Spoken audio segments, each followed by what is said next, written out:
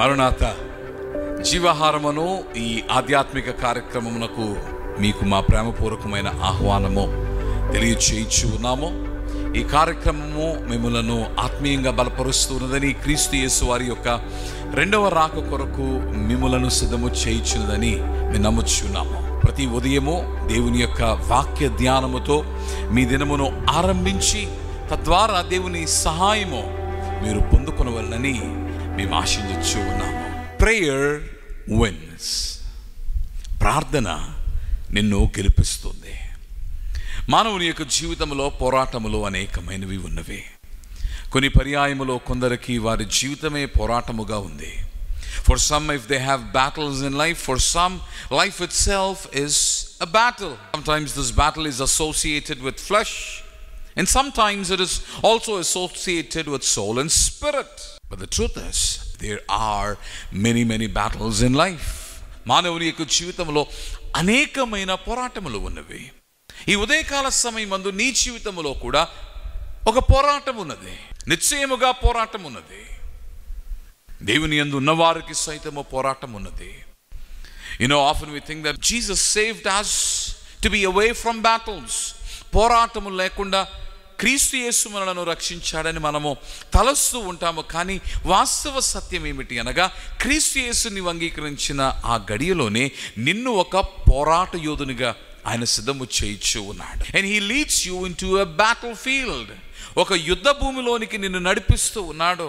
అయితే శుభవార్త ఏమిటనగా, whosoever is in Christ Jesus, క్రీస్తు యేసునందున్న వారు, they always win their battles because of the ability he gives them. క్రీస్తు యేసునందున్న వారు, ఆయన సహాయం అందుకున్న వారు, వారు పోరాటములో ఉండి ఉన్నను నిశ్చయముగా తప్పక వారు గెలుచువారై ఉన్నారు. పాత నిబంధనలో మోషే అనే భక్తుడు ఉన్నాడు. నిర్గమకాండము 17వ అధ్యాయములో ఒక పోరాటములో మోషే ఉన్నాడు. సీను అరణ్యములో వారు చేరిన తరువాత రెఫీదీము అను స్థలమునకు వచ్చేసరికి ఇశ్రాయేలీయులు త్రాగుటకు నీళ్లు లేనందున వారు మోషేతో వాదించుచు ఉన్నారు. వారు మోషేతో వాదించుచు దేవుని శోధించుచున్న వారిగా వారు ఉన్నారు. అందుకని మోషే నిట్టూర్పు విడుచుచు, మీరు నాతో వాదించనేలా, దేవుని శోధింపనేలా అని మాట్లాడుతూ ఉన్నాడు. ఆ సమయమందు అనగా పోరాటములో ఉన్న మోషే చేసిన పని ఏమిటి? మన జీవితంలో చాలా పోరాటాలు మనకు ఎదురుగా నిలిచి ఉన్నాయి. అది శారీరకపరమైన పోరాటము కావచ్చు, లేక నీ ఆత్మతో ముడిపడి ఉన్న పోరాటము కావచ్చు, నీ కుటుంబము కావచ్చు, లేక నీ ఆర్థిక స్థితిగతులు కావచ్చు, లేక నీ సమాజము కావచ్చు, మరి ఏదైనా కావచ్చు. నీ పోరాటం ఏదైనానో కూడా ఒకవేళ ఆ పోరాటములో నీవు గెలవలనంటే నీకు కావలసింది దేవుని సహాయము. ఆ దేవుని సహాయమే నీవు ప్రార్థన అను క్రమములో నుండి నీవు పొందుకుంటున్నావు.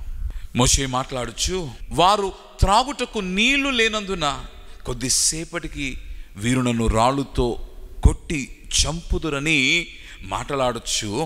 అనగా అంత పోరాటము, అనగా it is a battle of life.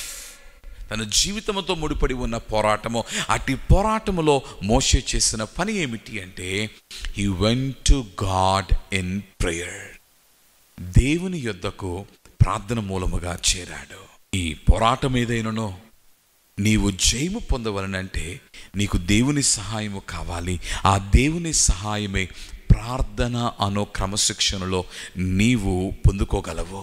Do you have the discipline of going to God in prayer in every moment of life? జీవితంలోని ప్రతి సందర్భములో కూడా ప్రార్థన మూలముగా దేవుని యొద్దకు చేరే క్రమశిక్షణ నీవు కలిగి ఉన్నావా? I don't know how your day is today. You might be in many battles, but if you can start with prayer, you will surely receive the help of God. అందుకనే మోషే అట్టి శోధనలో, అట్టి పోరాటములో, చావవలసిన పరిస్థితిని అతడు ఎదుర్కొన్న ఆ గడియలో దేవుని యొద్దకు వెళ్ళి ప్రార్థించక దేవుడు జవాబివ్వగా బండలో నుండి నీళ్లు రప్పించి మోషేకు సహాయము చేశాడు. నీ ముందు ఉన్న బండ ఏదైనానో, నీళ్లు రాని బండగా నీ ముందు నిలిచి ఉన్న పోరాటం ఉన్నదేమో, కానీ దేవుని సహాయముతో తప్పక తప్పక నీ ముందు ఉన్న పోరాటంలో నీవు గెలవగలవు. May the victory be yours in the discipline of prayer. Let's pray. ప్రభువా, ప్రార్థనను క్రమమును నీవు మాకు నేర్పించా తండ్రి. మా పోరాటములో సహజ సిద్ధముగా మా శక్తి సామర్థ్యములను బేరీజు వేసుకొని మేము ముందుకు సాగుచూ ఉండగా ఈ ఉదయకాలమందు నీవు మాకు నేర్పించావు. ప్రార్థనను క్రమశిక్షణలో నుండి నీ సహాయమును మేము పొందుకొని ప్రభువా ప్రతి పోరాటములో మేము జయము కలిగి ఉండగలమని తండ్రి మాకు ఉపదేశించావు.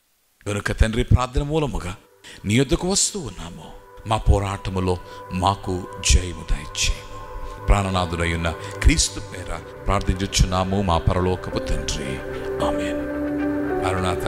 God bless you.